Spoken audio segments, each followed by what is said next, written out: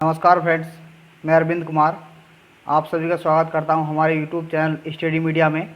दोस्तों, जैसा कि आप सभी जानते हैं, ये हमारी जीएस की बहुत ही अच्छी टेस्ट सीरीज चल रही है।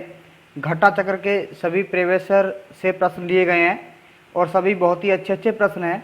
और देखिए, जैसा कि आप सभी जानते हैं, आज यूपी पीसीएस ने, लोक सेवा आयोग, उत्तर प्रदेश लोक सेवा आयोग ने हमारा यूपी पीसीएस का कैलेंडर भी जारी कर दिया है। जो हमारी एग्ज़ाम डेट है 11 तारीख 10वां महीना 2020 को हमारा एग्ज़ाम होना है। ठीक है, अभी जून, जुलाई, अगस्त, सितंबर काफ़ी टाइम है हमारे पास। ठीक है, जिसे हम अच्छे से अपनी तैयारी को, अगर किसी की तैयारी स्टार्टिंग से भी किसी को करनी है तो बहुत अच्छे से पीटी के लिए कर सकते हैं।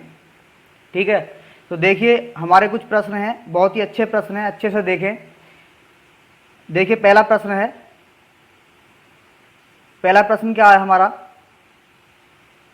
नीचे दिए गए वक्तव्य दिए गए हैं, कथन और कारण इसमें दे रखे हैं। देखिए पहला कथन है, संघीय कार्यपालिका का मुखिया भारत का राष्ट्रपति होता है। कारण है, राष्ट्रपति की शक्तियों की कोई सीमा नहीं है। उपयुक्त के संदर्भ में निम्न में से कौन सा सही है। ठीक है, तो ए और आर दोनों सही हैं और आर ए का सही स्पष्टीकरण होता है ए का। ठीक है, बी ऑप्शन है, ए और आर दोनों सही हैं किंतु आर सही स्पष्टीकरण नहीं है ए का। सी ऑप्शन भी हमारा इसी प्रकार है, डी ऑप्शन भी। देखिए बहुत ही अच्छा प्रश्न है, यूपी पीसीएस मेंस 2012 में प्रश्न पूछा जा चुका है। ठीक है, तो इसका देखिए हमारा प्रश्न, इसका उत्तर सी हो जाता है। ए सही है किंतु आर गलत है। देखिए अगर हम इसके बारे में बात करते हैं तो संविधान के अनुच्छेद 53 के तहत संघ की कार्यपालिका शक्ति राष्ट्रपति में निहित होती है। ठीक है, जिसके तहत हमारा कथन एक सही हो जाता है इसमें कि संघीय कार्यपालिका का मुखिया भारत का राष्ट्रपति होता है। अनुच्छेद 74(1) के तहत राष्ट्रपति अपने कृत्यों का प्रयोग मंत्रिपरिषद की सलाह पर करता है। इस प्रकार इसमें जो हमारा कारण है आर, वो गलत हो गया। ठीक है, क्योंकि राष्ट्रपति की शक्तियों पर संविधान के अंतर्गत सीमाएं अव्यारोपित की गई हैं। ठीक है, इस प्रश्न से हमारी इतनी व्याख्या हो जाती है। और दोस्तों बहुत ही अच्छा प्रश्न है, इसे स्किप ना करें, इसको अच्छे से देखें, क्योंकि देखिए एग्ज़ाम डेट भी हमारी बहुत नज़दीक है। 11 तारीख 10वां महीना 2020 को हमारा एग्ज़ाम होना है यूपी पीसीएस प्री का। ठीक है, तो बहुत ही कम समय है हमारे पास, इतना समय नहीं है, और अच्छे से तैयारी करें इसकी। ठीक है, अच्छा अगला प्रश्न देखते हैं, भारत के राष्ट्रपति अपनी शक्तियों का प्रयोग करते हैं।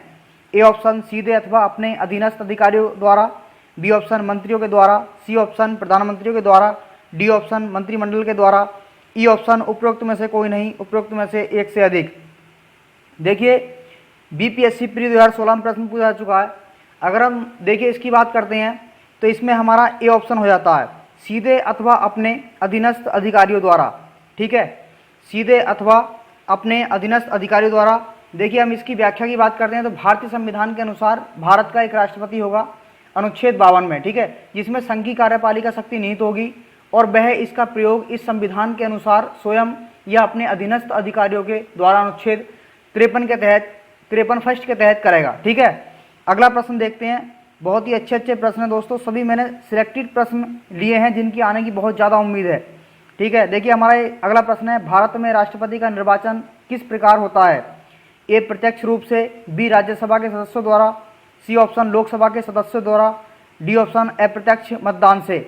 देखिए कितना अच्छा प्रश्न है, एमपी पीसीएस प्री 1998 में प्रश्न पूछा जा चुका है। ठीक है, अगर हम इसके उत्तर की बात करते हैं तो अप्रत्यक्ष मतदान द्वारा राष्ट्रपति का निर्वाचन होता है, सभी जानते हैं। इसमें देखिए भारत में राष्ट्रपति का निर्वाचन अनुपातिक प्रतिनिधित्व पद्धति के अनुसार एकल संक्रमणीय मत प्रणाली द्वारा होता है और ऐसे निर्वाचन में मतदान गुप्त होता है। अनुच्छेद 54 के अनुसार निर्वाचक गणों में संसद के दोनों सदनों के निर्वाचित सदस्यों और राज्य विधानसभाओं के निर्वाचित सदस्यों तथा दिल्ली और पुडुचेरी, जानते हैं आप दोनों विधानसभा है, दिल्ली में भी और पुडुचेरी में भी विधानसभाओं के निर्वाचित सदस्य शामिल होते हैं। अर्थात जनता राष्ट्रपति के निर्वाचन में प्रत्यक्ष भाग नहीं लेती है। ठीक है, ये हमारा अप्रत्यक्ष मत होता है जिसमें राष्ट्रपति निर्वाचन अप्रत्यक्ष, इसमें इसका निर्वाचन होता है। ठीक है, अगला प्रश्न देखते हैं, बहुत ही अच्छा प्रश्न है। देखिए हमारा ये कथन और कारण जिसमें है, अगर आप बैकियर से देख रहे हैं तब और किसी अन्य बुक से अगर स्टडी कर रहे हैं तब भी मैं आपसे यही बोलूँगा, जिसमें कथन और कारण दे रखे हैं बहुत ही अच्छे से कंठस्थ कर लें उन्हें, क्योंकि यूपी पीसीएस धीरे धीरे अपना रुख यूपीएससी की तरफ कर दिया है। ठीक है, देखिए आपने पिछले भी एग्ज़ाम देखे होंगे जिसमें यूपीपीसीएस की तरह ऐसे ही प्रश्न यूपीएससी में पूछे जाते हैं। ठीक है, हूबहू इसी तरह कथन और कारण दिए जाते हैं। अगला प्रश्न देखते हैं, देखिए हमारा क्या है। कथन ए, भारत का राष्ट्रपति अप्रत्यक्ष निर्वाचन से चुना जाता है।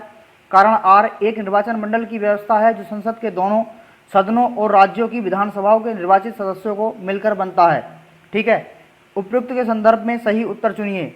ए ऑप्शन है, ए सही है किंतु आर गलत है। बी ऑप्शन, ए गलत है किंतु आर सही है। सी ऑप्शन, ए और आर दोनों सही हैं और ए का सही स्पष्टीकरण आर है। ए और आर दोनों सही हैं किंतु ए सही स्पष्टीकरण आर का नहीं है। ठीक है, देखिए यूपीपीसीएस मेंस 2015 में प्रश्न पूछा जा चुका है।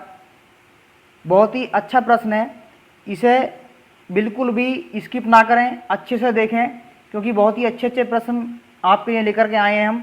ठीक है, तो देखिए हमारा इसमें सी ऑप्शन हो जाता है। ए और आर दोनों सही हैं और आर ए का सही स्पष्टीकरण आर है। ठीक है, अगला प्रश्न देखते हैं। भारत में राष्ट्रपति का चुनाव क्या आता है। देखिए बिल्कुल अभी बताया है मैंने आपको, बीपीएससी प्री 1996 में प्रश्न पूछा जा चुका है। ए ऑप्शन है हमारा प्रत्यक्ष निर्वाचन द्वारा। बी ऑप्शन एकल हस्तांतरणीय मत प्रणाली द्वारा। सी ऑप्शन अनुपातिक मत प्रणाली द्वारा। डी ऑप्शन खुला बैलेट प्रणाली द्वारा। ठीक है, तो देखिए इसमें हमारे जो प्रश्न होते हैं एकल हस्तांतरणीय मत प्रणाली द्वारा भी है और खुला बैलेट प्रणाली द्वारा। ठीक है, हमारे इसमें दोनों हो जाते हैं, सॉरी बी और सी हो जाते हैं हमारे इसमें दोनों। अगला प्रश्न देखते हैं, देखिए अगला प्रश्न क्या है। भारतीय संविधान के 70वें संशोधन द्वारा भारत के राष्ट्रपति के चुनाव में जिन 2 केंद्र शासित प्रदेशों को भाग लेने का अधिकार दिया गया है वे हैं। सभी जानते हैं आप, जल्दी से उत्तर करें इसका और बताएं कमेंट्स बॉक्स में करके। ए ऑप्शन है दिल्ली तथा चंडीगढ़। बी ऑप्शन दिल्ली तथा पुडुचेरी। सी ऑप्शन दिल्ली तथा दमन एवं दीप। डी ऑप्शन चंडीगढ़ तथा पुडुचेरी। देखिए यूपी आरओ एआरओ प्री 2017 में प्रश्न पूछा जा चुका है, बहुत ही अच्छा प्रश्न है, आप सभी जानते हैं। इसका बी ऑप्शन हो जाता है दिल्ली तथा पुडुचेरी। ठीक है, जिसकी व्याख्या मैंने अभी आपको बताई थी। अगला प्रश्न देखते हैं, दोनों में विधानसभाएं हैं। इनमें निम्नलिखित में से कौन भारत के राष्ट्रपति के निर्वाचन हेतु निर्वाचगण में सम्मिलित नहीं है। ए ऑप्शन लोकसभा के निर्वाचित सदस्य। बी ऑप्शन राज्यसभा के निर्वाचित सदस्य। सी ऑप्शन राज्यों की विधानसभाओं के निर्वाचित सदस्य। डी ऑप्शन राज्यों की विधान परिषदों के निर्वाचित सदस्य। यूपीपीसीएस प्री री एग्जाम 2015 में प्रश्न पूछा जा चुका है। ठीक है, बहुत ही अच्छा प्रश्न है। देखिए इसका हमारा उत्तर राज्यों की विधान परिषदों के निर्वाचित सदस्य, डी ऑप्शन हमारा इसमें हो जाता है। ठीक है, अगला प्रश्न देखते हैं। देखिए जहां भी व्याख्या करने की होगी मैं आपको व्याख्या करके जरूर बताऊंगा कि ये प्रश्न व्याख्या का है। ठीक है, इसमें व्याख्या हमें करनी चाहिए या इसमें नहीं करनी चाहिए। जो भी प्रश्न महत्वपूर्ण होगा उसके लिए मैं आपको जरूर बताऊंगा, जिसमें कि उससे 1-2 प्रश्न और एक्स्ट्रा बन सकते हैं, उसकी व्याख्या और अच्छे से मैं करके आपको बताऊंगा। अगला प्रश्न देखते हैं। देखिए हमारा निम्नलिखित में से कौन राष्ट्रपति के निर्वाचन हेतु निर्वाचक गण के सदस्य हैं। नीचे दिए गए कूट में सही उत्तर चुनिए। फर्स्ट है हमारा संसद के दोनों सदनों के सभी सदस्य। दूसरा है राज्य विधानसभाओं के सभी निर्वाचित सदस्य। तीसरा है हमारा संघ राज्य क्षेत्रों के विधानसभाओं के सभी निर्वाचित सदस्य। चौथा है सभी राज्यपाल तथा उपराज्यपाल। कूट दे रखे हैं ए तथा 2 केवल, 2 और 3 केवल, 1 2 3 और 1 2 3 4। ठीक है, तो इसमें बताएं जल्दी से क्या होगा। वीडियो को पॉज करें और ज़रूर बताएं, हमें खुद से भी लगाएं। देखिए बहुत ही अच्छे अच्छे प्रश्न है। इसमें हमारा बी ऑप्शन हो जाता है 2 और 3। ठीक है, 2 और 3 इसमें हमारा हो जाता है। अगला प्रश्न देखते हैं। भारत के राष्ट्रपति चुने जाते हैं। ए ऑप्शन केवल राज्यसभा के सदस्यों द्वारा। बी ऑप्शन केवल लोकसभा के सदस्यों द्वारा। सी ऑप्शन केवल राज्यों के विधानसभाओं और लोकसभा के सदस्यों द्वारा। डी ऑप्शन राज्यसभा, लोकसभा और राज्यों के विधानसभाओं के निर्वाचित सदस्यों द्वारा। ठीक है, बताएं इसमें।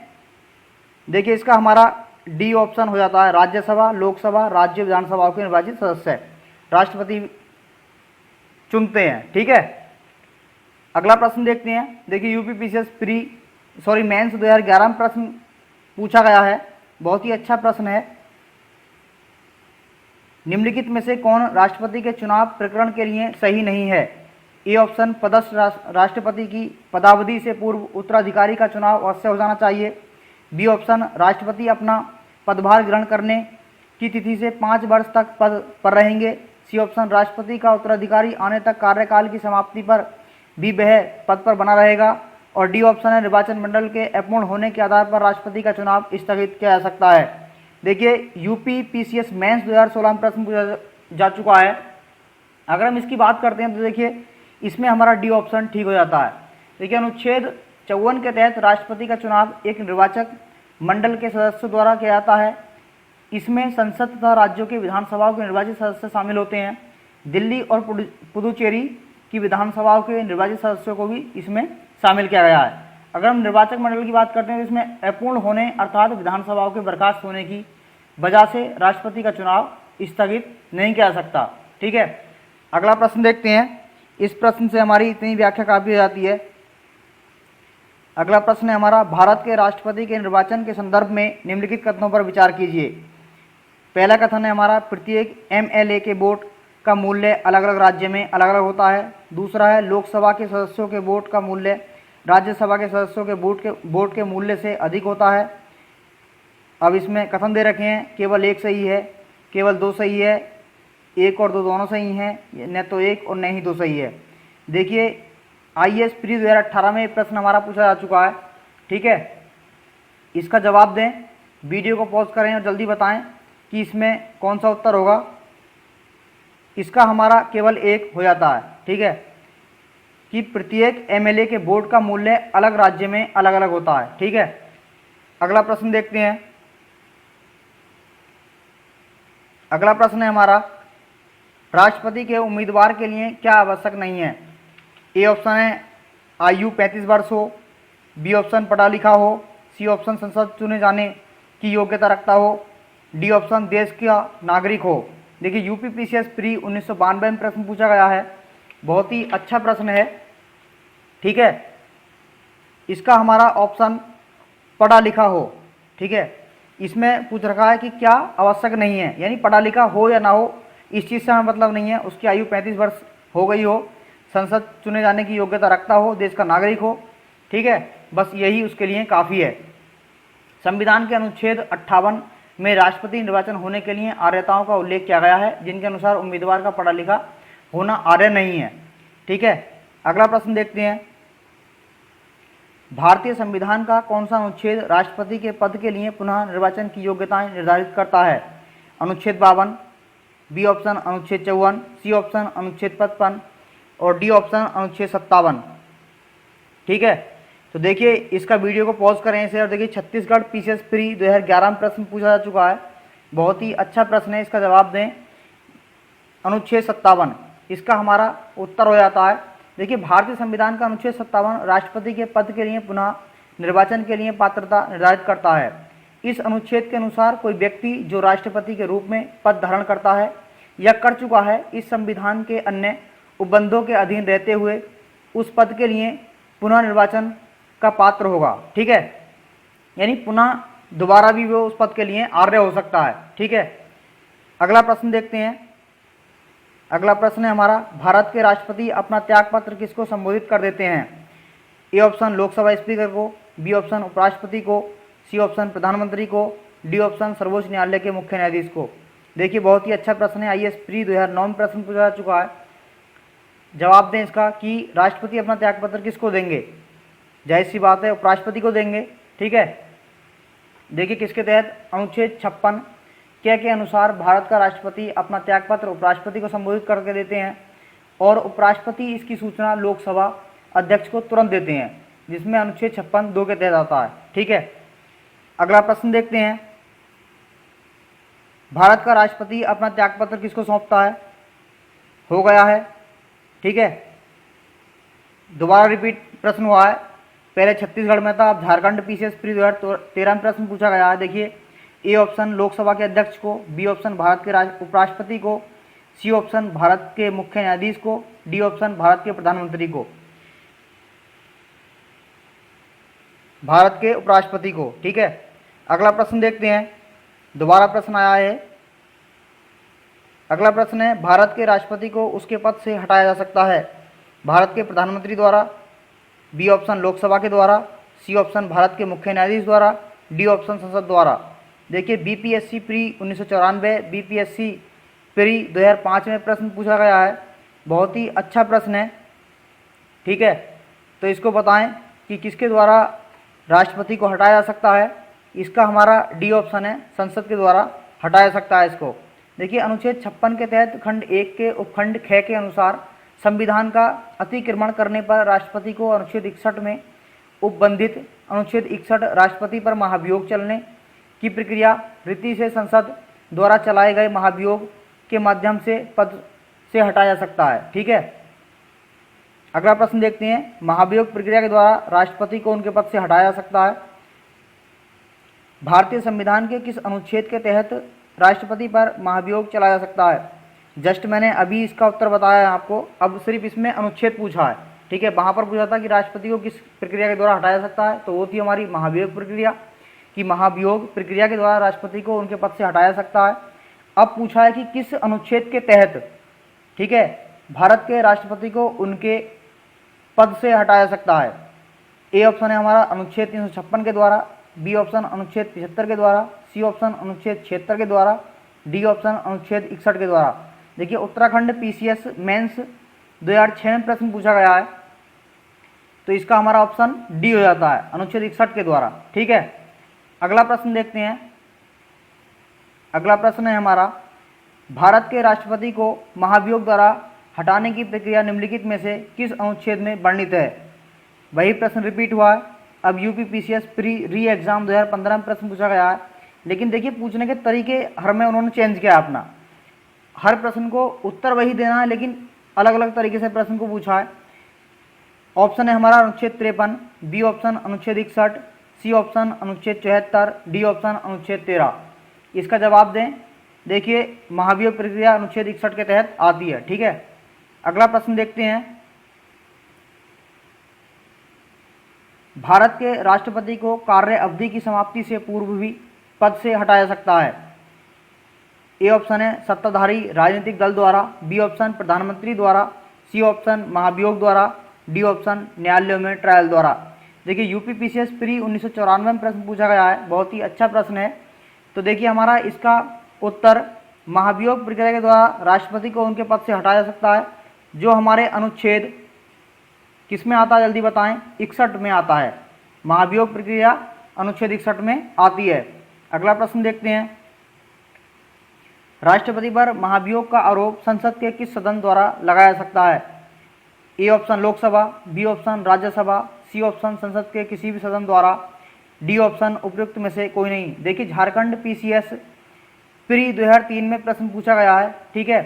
तो इसमें हमारा राष्ट्रपति पर महाभियोग की प्रक्रिया संसद के किसी भी सदन द्वारा शुरू की जा सकती है, लोकसभा हो चाहे राज्यसभा हो, इसमें से किसी भी सदन द्वारा शुरू किया जा सकता है। तो इसका हमारा देखिए सी ऑप्शन हो जाता है।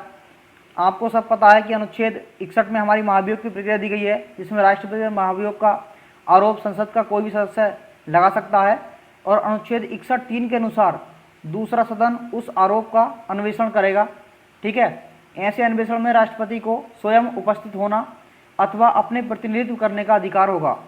अगला प्रश्न देखते हैं। देखिए बहुत ही अच्छे अच्छे प्रश्न हैं, सभी प्रश्न ऐसा नहीं लगता मुझे कि इसमें से प्रश्न नहीं आए, ठीक है। जहाँ तक मुझे उम्मीद है कि इसमें से जितने भी होंगे प्रश्न आने के चांस हैं। ऐसा नहीं है कि हूबहू यही प्रश्न मिले आपको, लेकिन मिलते जुलते प्रश्न आपको मिलेंगे। देखिए भारतीय संविधान के निम्नलिखित अनुच्छेदों में से कौन सा भारतीय राष्ट्रपति के महाभियोग से संबंधित है? अनुच्छेद 39, अनुच्छेद 60, सी ऑप्शन अनुच्छेद 61, डी ऑप्शन उपयुक्त में से कोई नहीं। यूपी पीसीएस मेंस 2017 में प्रश्न पूछा जा चुका है। देखिए जब लोक सेवा आयोग ही, उत्तर प्रदेश लोक सेवा आयोग इस प्रश्न को काफ़ी बार रिपीट कर रहा है, तो इसी वजह से मैंने सिर्फ इस प्रश्न को रखा है कि आने के चांस ज़्यादा हैं, हर तरह से आपको मिल जाए कि इसका उत्तर क्या है। आप सभी जानते हैं इसका उत्तर क्या होने वाला है। ये हमारा सी ऑप्शन है, अनुच्छेद 61 में महाभियोग प्रक्रिया का प्रावधान दिया गया है, ठीक है। स्किप ना करें कि एक ही प्रश्न बार बार आ रहा है, कोई तो वजह होगी। जब यूपी पीसीएस पूछ सकता है तो हमें रखने में कोई बुराई नहीं है इसमें, ठीक है, और ना ही आपको पढ़ने में कोई बुराई है इसको। देखिए अगला प्रश्न देखते हैं। अब अगला प्रश्न हमारा क्या है, भारत के राष्ट्रपति पर महाभियोग चलाने के लिए कम से कम कितने दिन पूर्व की सूचना आवश्यक है? ए ऑप्शन 7 दिन, बी ऑप्शन 14 दिन, सी ऑप्शन 21 दिन, डी ऑप्शन 30 दिन। यूपीपीसीएस प्री 2014 में प्रश्न पूछा गया है, ठीक है। देखिए इसका बी ऑप्शन हो जाता है, 14 दिन पूर्व सूचना देना बहुत जरूरी है। भारत के राष्ट्रपति पर महाभियोग संविधान के अतिक्रमण के आधार पर चलाया जा सकता है जब संसद का कोई सदन इस प्रकार आरोप लगाए। संविधान के अनुच्छेद 61(2) के अनुसार ऐसा कोई आरोप तब तक नहीं लगाया जाएगा जब तक कि ऐसा आरोप लगाने की प्रस्तावना किसी ऐसे संकल्प में अंतर्विशिष्ट नहीं है जो कम से कम 14 दिन की ऐसी लिखित सूचना के दिए जाने के पश्चात प्रस्तावित न किया गया हो। इस प्रकार 14 दिन की अग्रिम सूचना के साथ संकल्प व सदन का कुल सदस्यों संख्या के कम से कम 1/4 सदस्य के हस्ताक्षर भी होने अनिवार्य हैं, ठीक है। अगर देखिए फ्रेंड्स, अगर आप चाहें कि मैं इसी व्याख्या को इस प्रश्न के नीचे कर दूं, अगर आप इस तरह बोलेंगे तो मैं इसको नीचे भी ले आऊँगा इसके, ठीक है, क्योंकि आप जिस तरह बोलेंगे उसी तरह हम करेंगे, क्योंकि ये सब आपके लिए ही है, जो टेस्ट ही चल रही है वो सब आपके लिए चल रही है, ठीक है। बताएं ज़रूर। अगला प्रश्न देखते हैं, राष्ट्रपति का रिक्त स्थान भर लिया जाना चाहिए। ए ऑप्शन 90 दिनों में, बी ऑप्शन 6 माह में, सी ऑप्शन 9 माह में, डी ऑप्शन 1 वर्ष में। देखिए यूपीपीसीएस प्री 2005 में प्रश्न पूछा गया, ठीक है। फिर यूपीपीसीएस प्री मेंस 2013 में प्रश्न पूछा गया। विभाग एक प्रश्न को पता नहीं कब कितनी बार उठा ले, हमें मालूम नहीं है कुछ भी, ठीक है।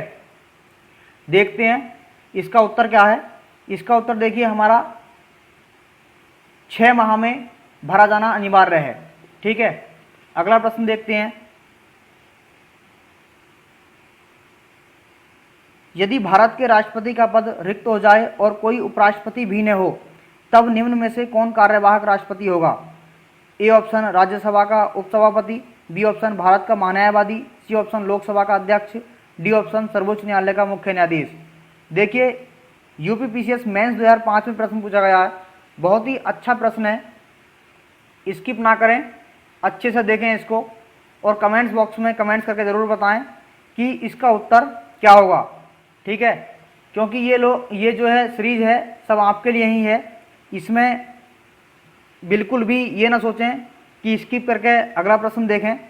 इसका उत्तर देखिए क्या है, मैं आपको बताता हूँ। इसका उत्तर हमारा डी ऑप्शन हो जाता है, सर्वोच्च न्यायालय का मुख्य न्यायाधीश, ठीक है। अगला प्रश्न देखते हैं। देखिए कितनी बार प्रश्न पूछा गया है। UPPCS pre 1992, RAS RTS pre 2007, UPPCS pre री exam 2015, UP RO ARO pre 2014। तो देखिए हमें इस प्रश्न को याद करने में या देखने में कोई बुराई नहीं है, बहुत ही अच्छा प्रश्न है। वीडियो को पॉज करें, अच्छे से समझें और फिर देखें इसे। अगला प्रश्न देखते हैं,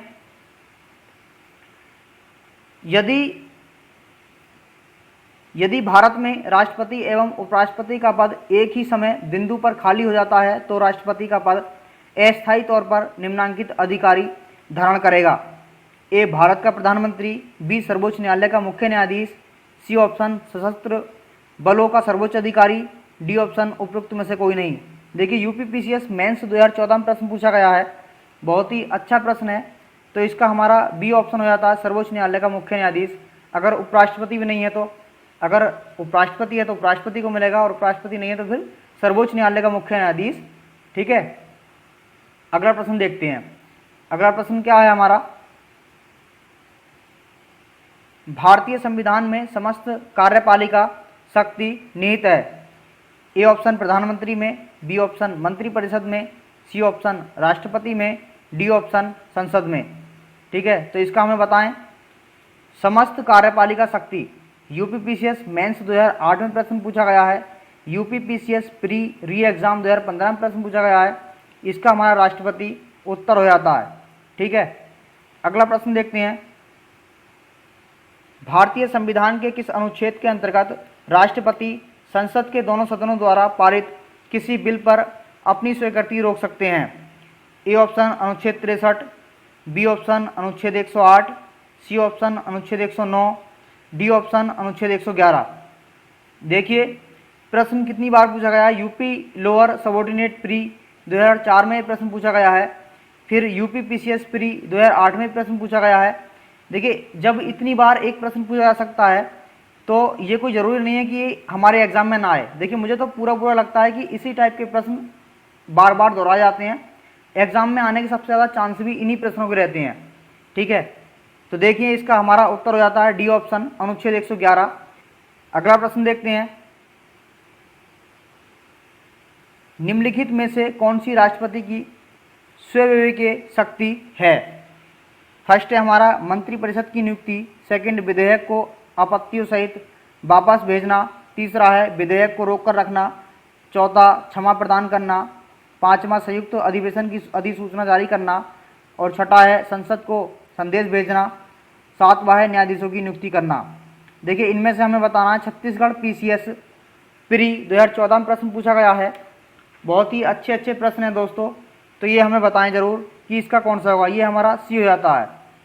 देखिए, मैं इसके बारे में बता दूं आपको, राज्यसभा और लोकसभा से पारित होकर राष्ट्रपति के पास आए हुए विधेयक, धन विधेयक के अतिरिक्त को राष्ट्रपति द्वारा आपत्तियों सहित वापस भेजना, विधेयक को रोक कर रखना, संसद को संदेश भेजने की शक्ति राष्ट्रपति की स्वविवेकी शक्तियां हैं। अनुच्छेद 86(2) के तहत राष्ट्रपति संसद को संदेश भेज सकता है। ठीक है, अगला प्रश्न देखते हैं,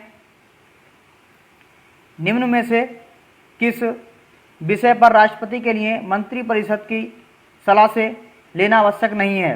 ठीक है, ए ऑप्शन है राजदूतों की नियुक्ति, बी ऑप्शन विधायकों पर स्वीकृति देना, सी ऑप्शन राज्यपाल द्वारा प्रेषित विधेयकों पर स्वीकृति देना, डी ऑप्शन लोकसभा भंग करना, ई ऑप्शन संविधान संशोधन विधेयक पर स्वीकृति देना। देखिए, छत्तीसगढ़ पीसीएस प्री 2015 में प्रश्न पूछा गया है, बहुत ही अच्छा प्रश्न है। ठीक है, तो इसका उत्तर हमारा बी ऑप्शन हो जाता है, विधेयक पर स्वीकृति देना। अगला प्रश्न देखते हैं, अगला प्रश्न क्या है हमारा, संविधान के किस अनुच्छेद के अंतर्गत भारत के राष्ट्रपति को अध्यादेश जारी करने की शक्ति प्रदत्त है? अनुच्छेद 360, बी ऑप्शन अनुच्छेद 123, सी ऑप्शन अनुच्छेद 200, डी ऑप्शन अनुच्छेद 356। देखिए, यूपी पीसीएस मेंस देख रहे हैं आप, 2016 में प्रश्न पूछा गया है। ठीक है, और बहुत ही अच्छा प्रश्न है, तो इसका हमारा जवाब अनुच्छेद 123 हो जाता है। देखिए, भारतीय संविधान के अनुच्छेद 123 के अंतर्गत भारत के राष्ट्रपति को अध्यादेश जारी करने की शक्ति प्राप्त है। इसे संसद के दोनों सदनों या किसी एक सदन के सत्र में न होने के दौरान जारी किया जा सकता है। इसका प्रभाव संसद द्वारा निर्मित कानून के समान होता है। राष्ट्रपति किसी भी समय किसी अध्यादेश को वापस ले सकता है। ठीक है, अगला प्रश्न देखते हैं, अगला प्रश्न है हमारा, भारत के संविधान के किस अनुच्छेद के अधीन भारत के राष्ट्रपति को अध्यादेश जारी करने की शक्ति प्राप्त है? अभी बताया है मैंने, इससे पहले यही प्रश्न रिपीट हुआ है। ए ऑप्शन अनुच्छेद 356, बी ऑप्शन अनुच्छेद 360, सी ऑप्शन अनुच्छेद 200, डी ऑप्शन अनुच्छेद 23। देखिए, यूपी लोअर सबऑर्डिनेट 2013 में प्रश्न पूछा गया है। ठीक है, तो इसका उत्तर हमारा 123 हो जाता है। ठीक है, अगला प्रश्न देखते हैं, भारतीय संविधान का कौन सा अनुच्छेद राष्ट्रपति को उच्चतम न्यायालय से परामर्श करने की शक्ति प्रदान करता है? देखिए, ऑप्शन हमारे सामने दे रखे हैं, अच्छे से देखें और खुद से भी लगाने की कोशिश करें। अनुच्छेद 129 ए ऑप्शन, बी ऑप्शन अनुच्छेद 132, सी ऑप्शन अनुच्छेद 143, डी ऑप्शन अनुच्छेद 32। देखिए, यूपी पीसीएस मेंस 2012 में प्रश्न पूछा गया है, तो इसका उत्तर हम देखते हैं। इसका उत्तर हमारा अनुच्छेद 143 हो जाता है। देखिए, अनुच्छेद 143 के तहत राष्ट्रपति को विधि या तथ्य के व्यापक महत्व के प्रश्न के संदर्भ में उच्चतम न्यायालय से परामर्श की शक्ति प्रदान करता है। ठीक है, सिर्फ सलाह ले सकता है। अगला प्रश्न देखते हैं, कथन और कारण दे रखे हैं, रक्षा बलों का सर्वोच्च कमांडर राष्ट्रपति में निहित है। कारण फिर आर है, प्रधान सेनापति की हैसियत से राष्ट्रपति की शक्तियां विधायी नियंत्रण से स्वतंत्र हैं। नीचे दिए गए कूट से सही उत्तर चुनिए। अब इसमें दे रखा, देखिए ए तथा आर दोनों सही हैं तथा आर ए का सही व्याख्या है। इसी तरह बी ऑप्शन है, सी ऑप्शन, फिर डी ऑप्शन। देखिए, बहुत ही अच्छा प्रश्न है, यूपी पीसीएस मेंस 2005 और 10 में प्रश्न पूछा गया है, बहुत ही अच्छा प्रश्न है।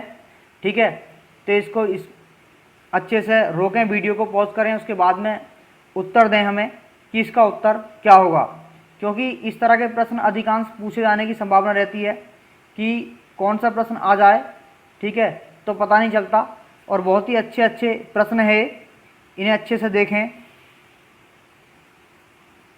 देखिए इसका हमारा सी ऑप्शन हो जाता है, ए सही है परंतु आर गलत है, ठीक है। अगर हम इसके बारे में देखें तो देखिए संविधान के अनुच्छेद 53(2) के अधीन संघ के रक्षा बलों का सर्वोच्च समावेश सुप्रीम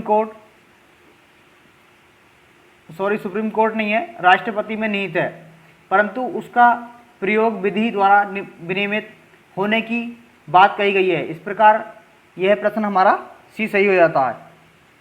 अगला प्रश्न देखते हैं।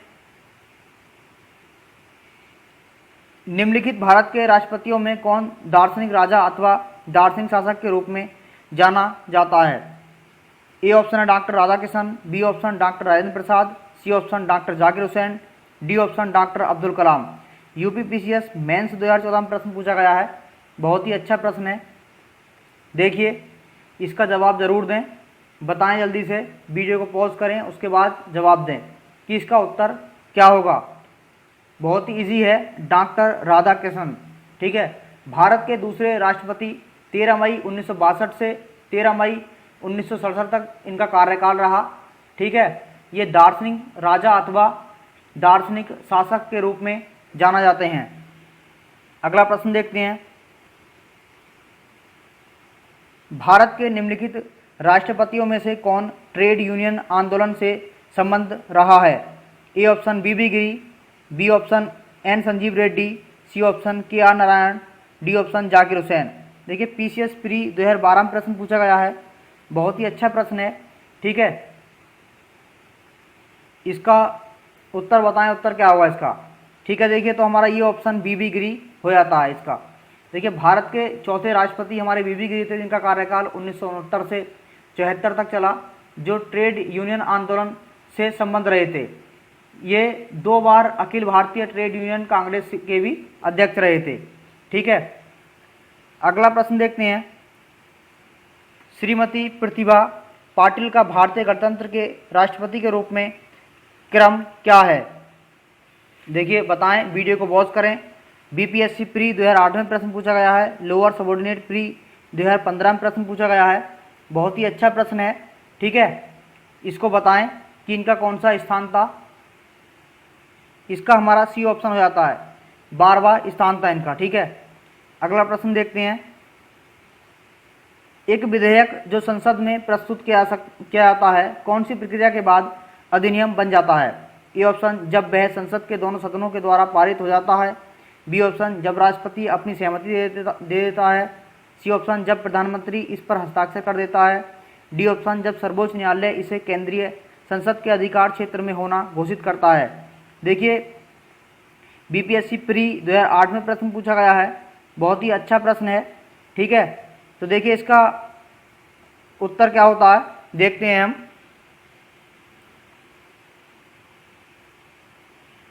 देखिए इसका उत्तर हमारा बी ऑप्शन हो जाता है, जब प्रधानमंत्री,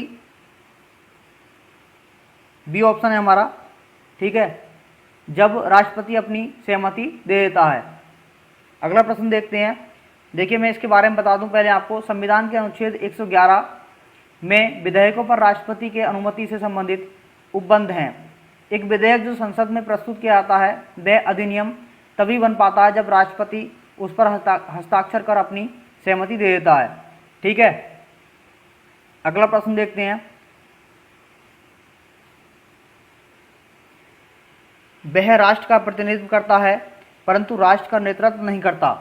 यह उक्ति निम्न में से किस पर लागू होती है?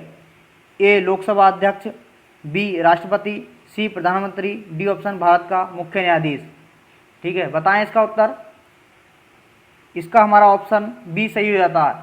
देखिए भारत के राष्ट्रपति के बारे में अगर हम बात करते हैं तो समस्त कार्यपालिका शक्ति निहित होती है, परंतु वह शासन का मात्र औपचारिक प्रमुख होता है और वास्तविक रूप से इस शासन का संचालन जो करता है प्रधानमंत्री के तहत होता है और मंत्री परिषद भी द्वारा इसका किया जाता है, जो कि केवल लोकसभा के प्रति उत्तरदायी होते हैं। इस प्रकार हमारा जो ऑप्शन है बी बिल्कुल करेक्ट हो जाता है।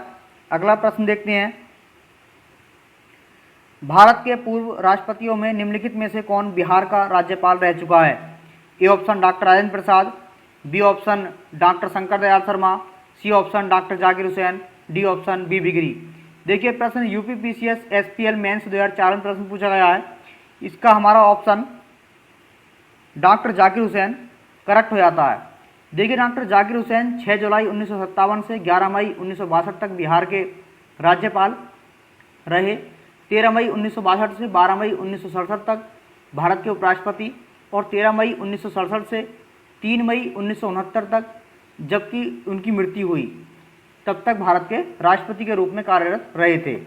ठीक है, अगला प्रश्न देखते हैं,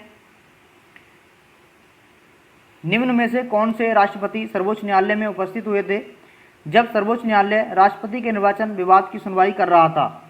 ए doctor Zakir Hussain, B option V V Giri, C option Fakhruddin Ali Ahmed, D option Neelam Sanjiva Reddy, E option Giani Zail Singh. देखिए छत्तीसगढ़ पीसीएस प्री 2016 में प्रश्न पूछा गया है, बहुत ही अच्छा प्रश्न है। इसका हमारा बी ऑप्शन हो जाता है, बीबी गिरी। देखिए अगर हम इनके बारे में बात करते हैं, राष्ट्रपति बीबी गिरी राष्ट्रपति निर्वाचन में भ्रष्ट आचरण के आरोप में विवाद की सुनवाई के समय सर्वोच्च न्यायालय के न्यायाधीश एस सीकरी थे उस समय, जिनकी अध्यक्षता में पीठ वाली सम्मुख उपस्थित हुए थे। इससे 1969 में राष्ट्रपति चुनाव में बीबी गिरी स्वतंत्र उम्मीदवार तथा नीलम संजीव रेड्डी कांग्रेस पार्टी के घोषित उम्मीदवार थे उस समय। ठीक है, अगला प्रश्न देखते हैं, राष्ट्रपति भवन को डिजाइन किया गया था? बहुत ही अच्छा प्रश्न है। ए ऑप्शन एडवर्ड स्टोन द्वारा, बी ऑप्शन ली कोरबसियार द्वारा, सी ऑप्शन एडविन ल्यूटियंस द्वारा, डी ऑप्शन तरुण दत्त द्वारा। देखिए यूपीपीसीएस मेंस 2014 में प्रश्न पूछा गया है, बहुत ही अच्छा प्रश्न है। इसका ऑप्शन हमारा सी हो जाता है, एडविन ल्यूटियंस द्वारा। देखिए फ्रेंड्स, आज हमारे इतने ही प्रश्न थे और सभी प्रश्न बहुत अच्छे अच्छे प्रश्न थे। आपको एग्ज़ाम डेट एक बार और बता दूं, 11 तारीख 10वां महीना 2020 को हमारा पीटी एग्ज़ाम होना है। अगर एग्ज़ाम डेट दोबारा पोस्टपोन नहीं हुई तब तो अच्छे से अपनी तैयारी में लगे रहें। ठीक है, वीडियो को अधिक से अधिक शेयर करें और जो भी खामियां अगर आपको दिख रही हैं हमें ज़रूर बताएं कि इस तरह से वीडियो हो। नीचे भी व्याख्या लिखी होनी चाहिए, तो हम बिल्कुल नीचे भी लिख करके व्याख्या को लेकर के आएंगे। ठीक है, धन्यवाद फ्रेंड्स।